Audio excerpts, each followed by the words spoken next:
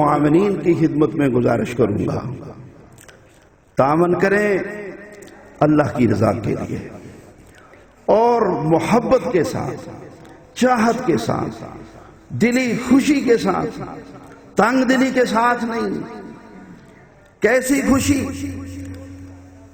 ام المومنین حضرت عائشہ رضی اللہ تعالی عنہ اپنی لونڈی سے کہتی ہیں یہ چند اشرفیاں ہیں، یہ فلاں گھر میں دے آؤ۔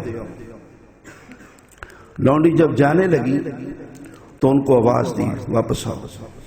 واپس آئی، کہا اندر سے میری خوشبو اٹھا کے لاؤ۔